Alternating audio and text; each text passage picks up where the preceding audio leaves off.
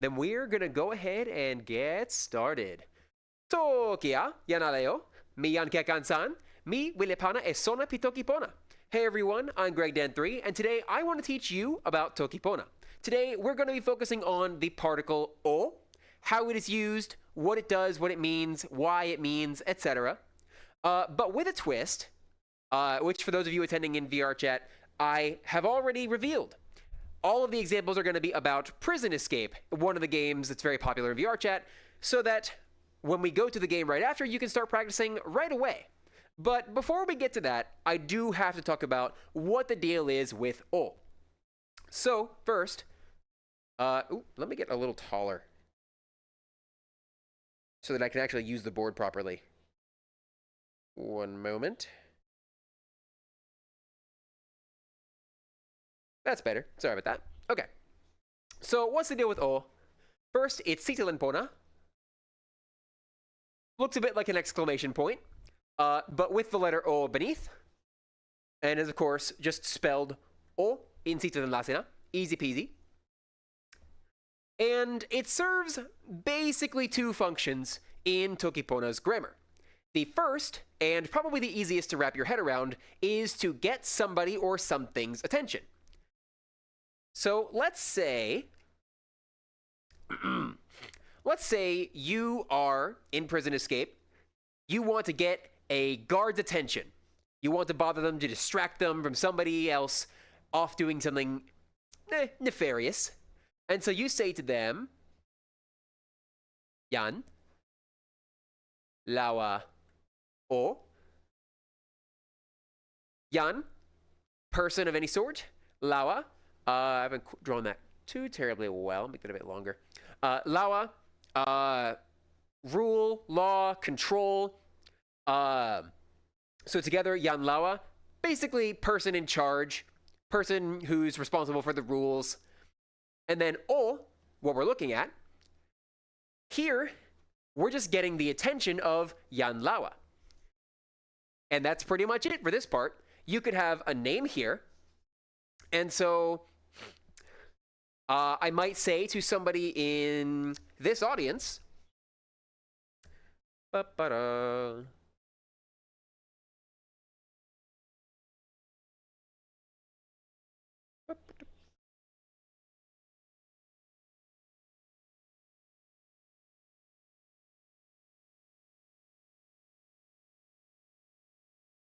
here we go.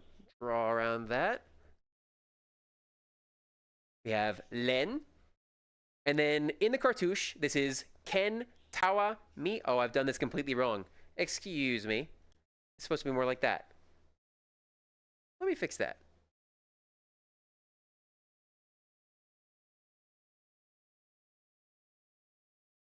There we go. Len. Then we have Ken with one dot, so that's Ke. Tawa, one dot, so that's Ta. Mi, one dot, so that's Mi. Len Ketami O. I get Len Ketami's attention. That's really it for O, as for getting somebody's attention. That's all it does for this purpose. That's an interjection. Conveniently, when you say Yanlawa O, or perhaps Len Ketami O, and then you have their attention, you can start describing them as Sina. That's pretty much it. It's pretty straightforward because, of course, you've effectively turned them into a listener with this sort of statement. Assuming they are actually listening, of course. Right, so that's interjections. But what else does O do? Well, this is the draw the rest of the owl part, because the rest of O is much more complicated. O is for giving instructions or stating commands. You can ask somebody politely for something, or you can just say, do this. And that's a pretty good place to start. We could say, O, ni. O. You can imagine O as taking the place of li in most sentences, but it doesn't need a subject. In which case, you're kind of implicitly talking to whoever's listening to you. Like if I point at somebody and say, o ni. That's literally do this or do that. Because ni is this or that, and here it is in the verb directly after o. So there you go. But this isn't the only way it works, and to make the li thing a bit more obvious, let's say, so for the prison escape example, you and some prisoners are convening just outside the front doors, and you're like, how do we get out of here? Because you can't get to the door without a key card. But a guard walks up and just drops one on the floor. And they say, they point out somebody in the crowd, let's say, and say, Sina o yo. Sina o yo. Actually, this is perhaps not the best example because I wanted to give one that explains the li thing, but we can still explain the sentence. Sina is you, some second person. O indicates that this is an instruction and introduces the verb. And yo is to have or possess. In this case, it's an instruction. So really what's being said is you get this. It could also be stated with kamayo or kamayo, as in, well, get this. The distinction here is pretty small because either way you're saying to do something that's in the future.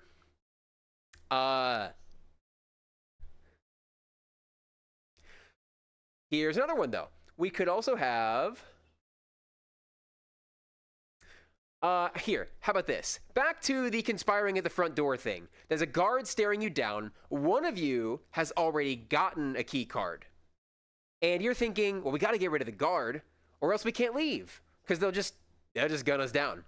Okay, you might say, Yan Lawa. Whoop.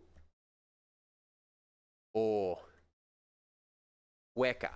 As you're thinking of a plan. So again, Yan, person, Lawa, rules, controls, so person in charge. O, we're indicating this is an instruction. Or in this case, more of a wish, I suppose, because it's something you want to occur. And then Weka is to remove, get rid of, throw away. So Yan Lawa o Weka is the guard needs to leave. The guard has to go away. And of course that makes sense because you're trying to get rid of them so you can walk out the door.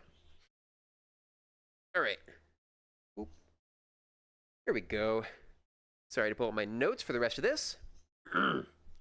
So here we have basically all the idea there is for o. To reiterate, it fills the function of li, but instead of just introducing a verb like making a statement, it makes an instruction. So something that needs to be done or something that you want to get done. So Yan Lawa o Weka, the guard has to leave. Over here, Sina o yo, pick it up, get it. It's a trap, by the way. Or just o ni, do this. O takes a normal statement and turns it into an instruction. If it doesn't have a subject, it's implicitly at Sina. But you're allowed to put a subject, same as you would with li. Actually, you're obligated to with li. And otherwise, again, just an instruction. So the bulk of this lesson is actually in context examples that get more at this idea, that help you follow along with o to understand it. So let me clear that.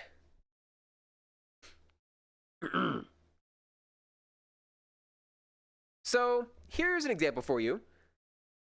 And I'll start by writing the sentence up front so you can start to parse it. Or rather, two sentences in this case.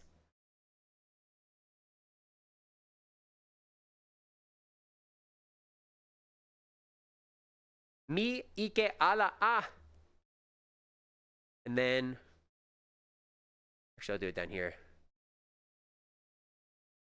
O Weka e mi tan poki. Oh, that now looks like poka. The downside of interpunct. We'll leave that off. There we go. Mi ike ala a. O weka e mi tan poki. So, the first sentence, of course, is just a statement. The second is a follow-on to that with o, an instruction. So, the context here. It is the very start of the game, and you are locked up. You're a prisoner. So, when the guards start to make their rounds, before all the cells open up, you hear another prisoner yell the following at a guard. Mi ike ala a, o weka e mi tan poki. So let's go through the sentence. First, mi ike ala a. Well, mi is our subject. It introduces its own verb, so ike ala, rather ike ala a. Ike is bad, unpleasant, any sort of negative quality. Ike ala is not that, we negate it, so not bad. And then a just indicates emphasis, or some sort of emotional statement of any sort, really. Emphasizing the former is a good way to think of it. So, mi ike ala a, I am not bad. I didn't do anything wrong. Obviously, it doesn't literally mean that second part, but I am not bad. And of course, with the a for emphasis, this is an emotional statement. You're like, it wasn't me. And then continuing, o weka e mi tan poki. O indicates that this is an instruction. Weka, again, is to remove or to throw away or to get rid of. E indicates an object, so some other thing we're acting on. Mi is yourself, the speaker, rather. Tan, here is a preposition, meaning from or because of. And then poki is a container of any sort. Now, again, remember the context. You are hearing another prisoner yell this at the guards. And so there's a couple things you can infer. Like, for example, that poki is not referring to like a box, but that it's referring to... Oh dear. Sorry. Oh, there we go. That it's referring to the prison cells. And now I have to remove my dot because that makes it look like anpa. There we go. And of course, that gives you the entire rest of the sentence quite easily. O weka, to remove, so like remove something. E mi, so remove me. Tan, from or because of, so altogether. O weka e mi tan poki, remove me from the cell. Let me out.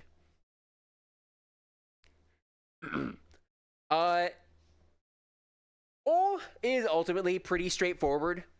I introduced it as being kind of complex, and in fairness, it can be complex if it is like in an especially involved sentence, and honestly, it can be kind of hard to wrap your head around when you're first starting out. But the critical thing is knowing it turns its sentence into an instruction of some sort. So it's not a statement of fact, it's a request, or instruction, or command. Right, so continuing, I have more examples. Clear that. So here I'll introduce the context first, then give you the sentence.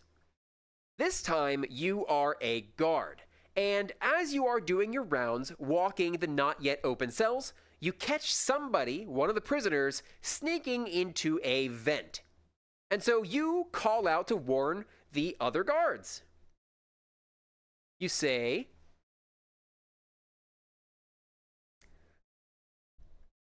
Yan, Li, Weka, Tan, Poki, Kepeken, Nasin, Kon. O alasa e ona. Rereading that. Yan li weka tan Toki kepeken nasin kon. O alasa e ona. Now that first sentence, of course, it's not an o sentence. It has li in it. So this is just a statement of fact. And you'll recognize most of it from the prior example. So it actually translates quite easily. Yan, a person. Li, indicating the verb. Weka, to remove or get out or get rid of. Tan, from or because of. Toki, a container. Kepeken is another preposition meaning to use. And so the remainder here is inside of kepeken. You think of it being like a container of sorts. Nasin, a method, a way, or a path. And then kon, air, spirit, unseen thing. Basically, invisible forces, one of which being air. Okay. So, altogether, and remembering the context, you're a guard and you saw a prisoner escape into a vent. So this first sentence, Yan li weka tan Toki, kepeken nasin kon. The first part, somebody has left their cell. A person is removed from the container, literally. Kepeken nasin kon. Using nasin kon, an air path. So, the vent, of course. And then the second sentence. O, instruction. Alasa, to hunt or search. E, indicate an object. Ona, a third person. In this case, referring back to Yan. O alasa e ona. Search for them. Search, indicate an object, them. So altogether, somebody has escaped from their cell using a vent. Find them. There you go. All right. Excuse me. Clear that. Right. So here, we're going to try a much shorter one. A lot of the purpose of O, especially when it comes to playing a game, is going to be to get across something that you can't do, but somebody else has to do right away. Or maybe not necessarily that you can't do, but that somebody else needs to help with. And so you'll hear often very, very short sentences. Like that previous example ended with O arasai ona. Well, that's pretty straightforward. Search for them. That's all you needed to get across. But it's not the only sort of short sentence you're going to find in basically any game when it comes to communicating things quickly. So the sentence here is just going to be O, comma, yo, e, ilo. O, comma, yo, e, ilo. Literally, we have, this is O, so this is an instruction. Comma is a preverb, meaning something is changing state. So something becomes the case, something becomes true. Comma, yo is to become having, so to receive or to acquire. E, we indicate an object. Ilo, some kind of tool. So all together, get the tool. Similar to that sentence we began with, actually. O yo e ona, about the key card. But here, the context is going to be a little different. So let's say that you're a prisoner, and you've just watched another prisoner kill one of the guards. The guard's gun drops to your feet, and the other prisoner can't reach it quickly, so they yell at you, "Okama yo e iro!" So this context changes the interpretation a little bit. Because, of course, ilo, in general, is just tool, right? It's not something specific. It doesn't tell us very much on its own. And there are uses for that.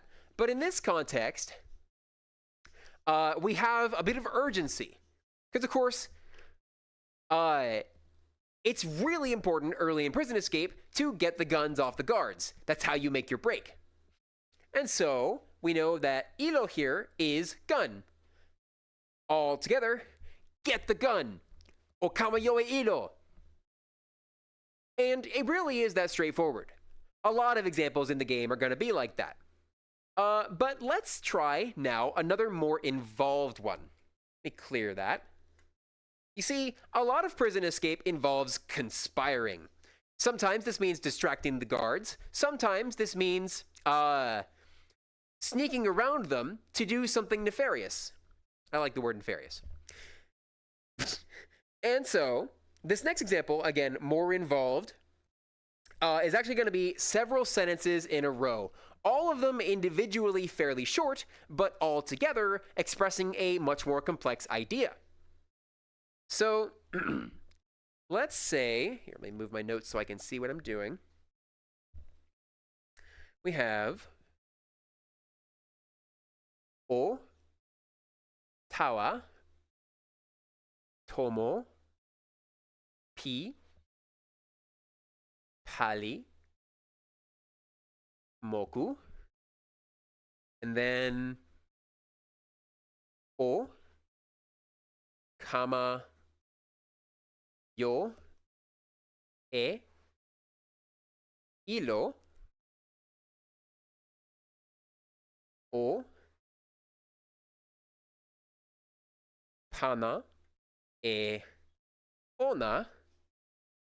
Oh, I have lost control of my hands for a moment. Just a sec. I don't know why that's happening. My quest has been giving me issues lately.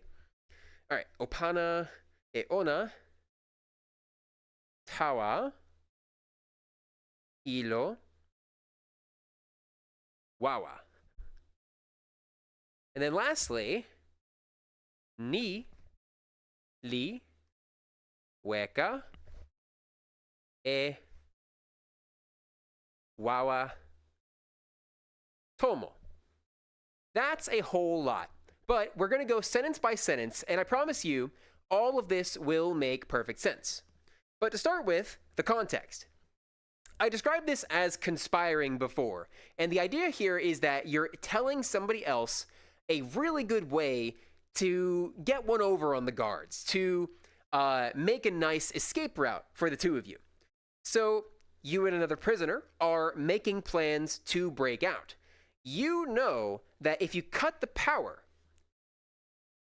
all the lights will go out and the guards won't be able to find you as easily. So you can sneak out much more easily. And, bonus points, none of the alarms will go off on the way. But you need to find a fork and a wall socket. So you tell your partner in freedom what to do. First, o tawa tomo pi pali moku. Excuse me. So, of course, o indicates this is an instruction. Tawa is a preposition here, so it contains everything after it. Tomo is a room or a building of any sort, and so, I mean, that's fairly straightforward on its own. You're going to a room of some sort. Pi collects up all the words that follow it, and then pali is to work, do, create, and moku is food, or to eat. So, pali moku is making food. Pi indicates that both of those together modify tomo. So, tomo pi pali moku, well, that's a room where you make food. Sounds like a kitchen. And then back to the start, o tawa tomo pi pali moku, that's go. Like tawa is to move or to go to as a preposition. So, o tawa tomo pi pali moku, go to the kitchen. Next sentence. O kama yo e ilo. Hey, wait. We have seen this exact sentence. And you're right. This sentence has been recontextualized a bit. Because in the previous example where we saw this, you were being yelled at. Another prisoner yelled at you to grab the gun, right? But here, you're receiving instructions on how to cut the power to the entire prison. And the prior sentence tells us you're going to the kitchen. O tawa tomo pi pali moku. So this sentence, o kama yo e ilo, we know the first part is to go get, like to find and get something. Ilo is tool, And if we're going to a kitchen and you're told okama yo e ilo, it's got to be some kind of kitchen utensil, right? Some kind of tool you would find in a kitchen. You can infer a little bit of more information. Like, for example, it has to be something you can actually carry, probably, because you're being told to get it. And you'll find in Prison Escape when you arrive that pretty much the only tool that you can acquire, that you can just pick up, is a fork. So, okama yo e ilo previously was get the gun in a different context, and now it's grab a fork. So there you go. This is actually something that's very, very important to understand about Toki Pona. The words have all their own individual meanings, and they're very, very broad. And then the sentences have a more specific meaning, and that's still very broad, like there's many different possibilities. We've seen 2 for this fairly specific sentence already. And then collections of sentences build toward more specific meanings until you can express very complex ideas relatively simply. As like a microcosm of this idea, you might assume that if you translate an English statement into Toki Pona, it would usually be longer. But I don't usually find this to be the case. It is true sometimes, especially depending on the idea. But I would say the translations usually end up about the same length. Like, as written characters, of course. And that's kind of what's going on here, is like, we don't need to be more specific about what kind of tool you're getting. Like in English, we would say fork, of course. We're going to be more specific about that. But there's enough information here, especially knowing that we're going to be playing Prison Escape, to infer. And so we do. Ilo here has to be fork, specifically. All right, that's enough of a tangent. Back to the sentences. The next one is O pana e ona tawa ilo wawa. Right, so this is an instruction again. O pana. Pana is to give or emit or to send. So provide, give, maybe place. E ona, okay, we're referring to some it, he, she, they, something in the prior sentence. Well, that would be ilo. And we can figure that out pretty reasonably because of the direction of the statements here. Like, there's no other person this is referring to, and the only other thing that you might think ona refers to would be tomo. That's the only other subject, or excuse me, that's the only other noun you might be referring to with ona. But it's much more clear that once you've gotten ilo, sina kama yo e ilo, you're going to be doing something with it. So ona clearly refers back to ilo. And then we have the preposition tawa, to or for. Again, this is that motion, and it contains everything after it. Tawa ilo wawa. To, a tool, and then wawa is power, strength, confidence, energy. Electricity is a great example of a wawa. So, backing up to the start, o pana e ona, put it, tawa ilo wawa. You could say in the power tool, or perhaps the wall socket. Because remember, the overall instruction here is to figure out how to cut the power. And in Prison Escape, you can do that, finding a fork and sticking it in a wall socket. And so this is just instructions for that, quite literally. Tawa, of course, where in the previous example it was like go to a location, here it's like provide, like give pana this to some destination, where the destination is wall socket. Also, disclaimer, do not do this in real life. This is incredibly dangerous. It's just a game. Thanks. Okay, last sentence. Ni li weka e wawa tomo. So, ni, this or that, is just referring back to everything we just did. Basically, all those instructions, if you follow them to a T, you get some result. Ni li weka, to remove or get rid of. We indicate an object. Wawa tomo. So wawa is still electricity here. And tomo. Now, I'll grant this is a bit more ambiguous here, since there's a tomo we referred to back here. But the idea is that a wawa tomo, the idea is you're cutting the power to the entire building. So tomo is being used in two different senses here. Up here, it's just one room. Down here, it's the entire building. But you get the idea.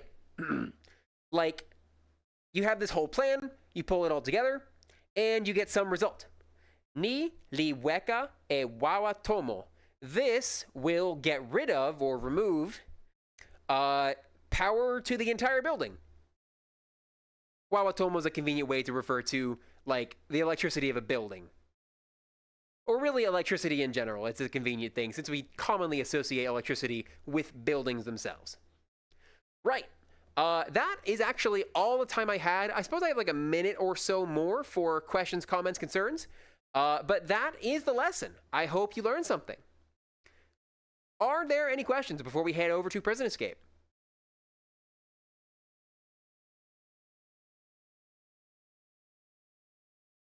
Going once. Oh, going twice.